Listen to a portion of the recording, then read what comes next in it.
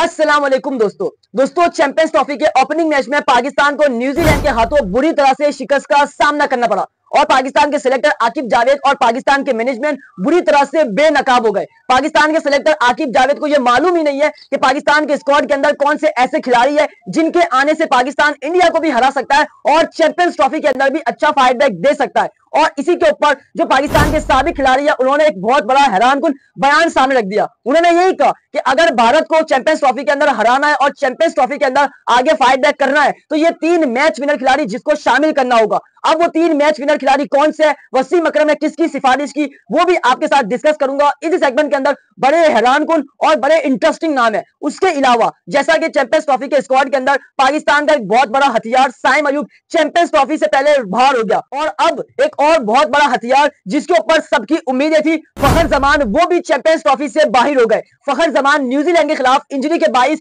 Champions trophy से बाहर हो गए। वो इंडिया के खिलाफ नहीं खेलेंगे और पूरे चैंपियंस ट्रॉफी में अब वो आपको नहीं नजर आएंगे। तो उनकी रिप्लेसमेंट कौन होने जा रहा है, यानी 2 नए नाम, 2 नए ओपनर जिनको कंसीड किया जा रहा है, जिनको पाकिस्तान के स्क्वाड में शामिल करने पर फैसला किया जा रहा है और लगभग फैसला हो चुका है। सो वो 2 नए ओपनर कौन से हैं जिनकी पाकिस्तान स्क्वाड के अंदर शमूलियत होने जा रही है फखर जमान की रिप्लेसमेंट में, तो वो भी आपके साथ डिस्कस करूंगा इस सेगमेंट के अंदर। मगर उससे पहले मेरी आप तमाम फैंस से रिक्वेस्ट है कि आप तमाम फैंस मेरी वीडियो को एंड तक देखना ताकि आप सबको मालूम पड़ सके कि वसीम अकरम ने कौन सा बयान जारी किया और कौन से 3 मैच विनर खिलाड़ी जिसकी सिफारिश कर दी पाकिस्तान के स्क्वाड में इंडिया को हराने के लिए और आगे चैंपियंस ट्रॉफी में जाने के लिए, तो वो भी आपके साथ डिस्कस करूंगा। मगर एंड तक वीडियो आप तमाम फैंस देखना। लेकिन उससे पहले मेरी आप तमाम फैंस से रिक्वेस्ट है कि आप तमाम फैंस मेरी वीडियो को लाइक, चैनल को सब्सक्राइब लाजमी करें। तो दोस्तों सबसे पहले आपके लिए एक सवाल है और उस सवाल का जवाब आपने हमारे साथ कमेंट बॉक्स में लाजमी शेयर करना है। वो सवाल ये कि जैसा कि आप सबको मालूम है कि जो पाकिस्तान का ओपनर है फखर जमान, वो चैंपियंस ट्रॉफी से रूल्ड आउट हो गए। तो अब आपके ख्याल में फखर जमान की रिप्लेसमेंट क्या होनी चाहिए, किसको ओपनिंग के अंदर शामिल करना चाहिए, कौन से ओपनर को स्क्वाड में शामिल करना चाहिए? आपके पास ऑप्शन है शर्जील खान, आपके पास ऑप्शन है इमामुल हक, आपके पास ऑप्शन है अब्दुल्ला शफीक और आपके पास ऑप्शन है मोहम्मद हारिस। इन 4 में से आप किसको पाकिस्तान के स्क्वाड में देखना चाहते हैं फखर जमान की रिप्लेसमेंट में? तो उस ओपनर का नाम हमारे साथ लाजमी शेयर करना। अब सबसे पहले बात करते हैं कि फखर जमान चैंपियंस ट्रॉफी से बाहर हो गया और जो उनकी रिप्लेसमेंट है उनके नाम सामने आ चुके हैं, यानी जो 2 नए ओपनर है उनके नाम सामने आ चुके हैं जिनको कंसीड किया जा रहा है। उसके बाद बात करेंगे कि वसीम अकरम ने एक बहुत हैरानकुन बयान सामने रखा और उस बयान के अंदर उन्होंने 3 ऐसे मैच विनर जिनकी सिफारिश कर दी। सबसे पहले बात करते हैं फखर जमान की। जैसा कि आप सबको मालूम है कि जो चैंपियंस ट्रॉफी का ओपनिंग मैच था कल पाकिस्तान और न्यूजीलैंड के दरमियान, तो पाकिस्तान को 60 रन से बुरी तरह से शिकस्त का सामना करना पड़ा और उस मैच के अंदर पहले ही ओवर में फखर जमान इंजरी का शिकार हो गए और वो बेंच पर चले गए। लेकिन उसके बावजूद वो फील्डिंग करने आए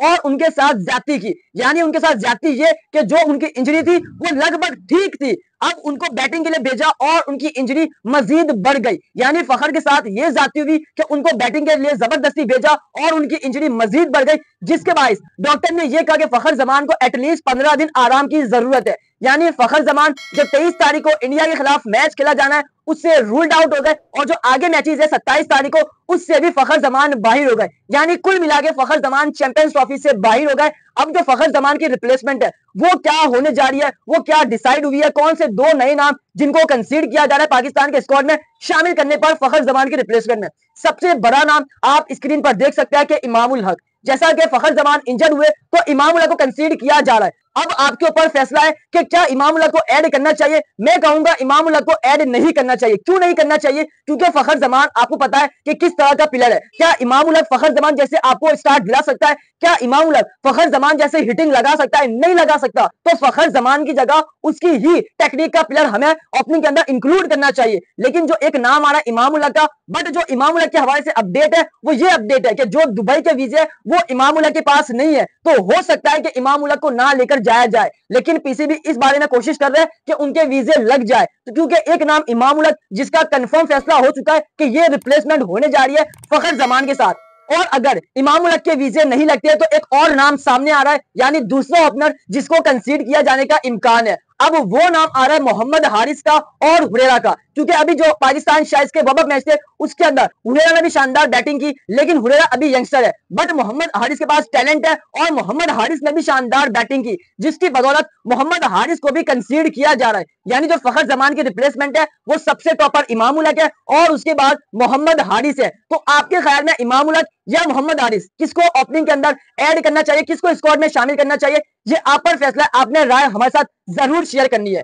अब उसके बाद बात करते हैं कि पाकिस्तान के अंदर जो पाकिस्तान के सिलेक्टर आकिब जावेद है, जो पाकिस्तान की मैनेजमेंट है, वो बुरी तरह से बेनकाब हो गए। तो इसके ऊपर उनको मालूम ही नहीं है कि पाकिस्तान के स्क्वाड के अंदर कौन से ऐसे खिलाड़ी है जो पाकिस्तान को चैंपियंस ट्रॉफी के अंदर भारत के खिलाफ भी मैच जितवा सकते हैं और चैंपियंस ट्रॉफी के अंदर अच्छा फाइट बैक दे सकते हैं। तो इसके ऊपर जो वसीम अकरम है, बड़े लेजेंड है, उन्होंने एक बहुत बड़ा बयान दिया पाकिस्तान की हार के बाद और उन्होंने यही कहा कि भाई अगर आपके पास पहले ऑप्शन थे, अगर आप पहला ट्राई सीरीज का मैच न्यूजीलैंड से हारे तो आपको उसी वक्त तब्दीली कर देनी चाहिए, क्योंकि आपके पास मैच विनर प्लेयर अभी भी नहीं है। अगर आपको भारत के खिलाफ जीतना है, अगर आपको चैंपियंस ट्रॉफी में अच्छा फाइट बैक दिखाना है, तो आपको इन प्लेयर्स को शामिल करना चाहिए था।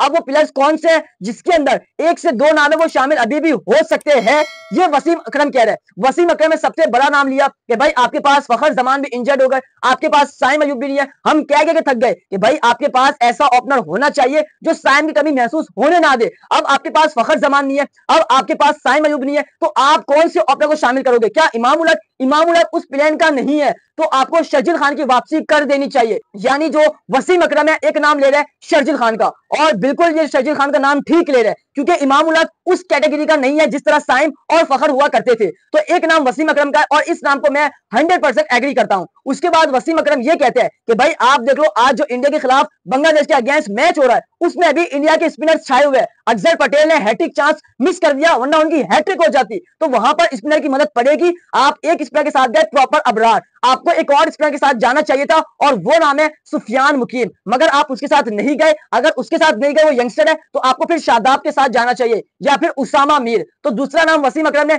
ये कंसीड किया, यानी इसकी सिफारिश की कि ये होते तो चैंपियंस ट्रॉफी में आप भारत को इजीली हरा सकते थे। उसके बाद वसीम अकरम जो तीसरा नाम लेते हैं वो बहुत ही आउटस्टैंडिंग, आउट क्लास, और इस नाम ने सब कुछ खत्म कर दिया, यानी वो नाम है मोहम्मद आमिर। वसीम अकरम पहले भी कहते थे कि जब आमिर दुबई में खेल रहे थे ILT20 लीग, उसमें भी वसीम अकरम वहां पर कमेंट्री कर रहे थे और यही कह रहे थे कि अगर ये आमिर कोई और टीम में होता तो आज आमिर यहां नहीं बल्कि किसी टीम से खेल रहा होता। लेकिन यही बात है कि पाकिस्तान के अंदर जो अच्छे प्लेयर्स होते हैं उनको नजरअंदाज किया जाता है। जिस तरह आपके पास उसामा मीर है, जिस तरह आपके पास सुफियान मुकीम है, जिस तरह आपके पास शर्जील खान है, जिस तरह आपके पास मोहम्मद हारिस है, जिस तरह आपके पास आसिफ अली है, यानी जितने भी अच्छे प्लेयर है उनको नजरअंदाज किया जाता है और जो आउट ऑफ फॉर्म होते हैं उनको नजरअंदाज नहीं किया जाता, तो फिर यही रिजल्ट निकलते हैं। ये सारा वसीम अकरम कहते हैं। अब लोग ये कहेंगे मैं फेक न्यूज दे रहा हूं, मैं गलत बयानी कर रहा हूं, तो भाई आप जाकर सोशल मीडिया पर देख सकते हैं वसीम अकरम की ट्वीट्स, वसीम अकरम के जितने भी बयान आते हैं चैंपियंस ट्रॉफी के हवाले से आप जाकर देख सकते हैं। उन्होंने हर बार यही कहा कि शर्जील खान आपका बेस्ट ऑप्शन है, उसको लेना चाहिए, सुफियान मुकीम बेस्ट स्पिनर है, उसको भी शामिल करना चाहिए। और आमिर की तो क्या ही बात है, आमिर तो जिस लेवल का बॉलर है वो सब जानते हैं, हर एक बंदा जानता है कि आमिर किस तरह का टैलेंट है, आमिर किस तरह का एक्सपीरियंस है। तो ये तीन ऐसे नाम जिनकी वसीम अकरम ने पहले भी सिफारिश की थी और अब भी सिफारिश ये और बाकी लेजेंड भी कर रहे हैं, बाकी शायकीन भी कर रही है, फैंस भी कर रहे हैं। मेरे पास जितने भी व्यूअर्स हैं लगातार मुझे कहते हैं कि भाई आमिर का कमबैक करवाओ, शर्जील का कमबैक करवाओ। हम अपने चैनल पर आमिर के हवाले से, शर्जील के हवाले से आवाज उठाते हैं और उठाते रहेंगे, क्योंकि जिसके साथ नाइंसाफी होती है हम इस चैनल पर उसके लिए आवाज उठाएंगे और मुझे उम्मीद है कि आप सब मुझे इसी तरह प्यार दिखाएंगे जिस तरह पहले दिखाते आए। सो आप सब कमेंट बॉक्स में अपनी कीमती राय जरूर दें। आमिर, शर्जील और सुफियान मुकीम के हवाले से जो भी राय है, वसीम अकरम के हवाले से, वो सारा हमारे साथ शेयर करें। जाते जाते सब्सक्राइब करें, वीडियो को लाइक करें, इस वीडियो को ज्यादा से ज्यादा शेयर करें। उम्मीद करता हूं कि आपको मेरा आज का व्लॉग काफी पसंद आया होगा।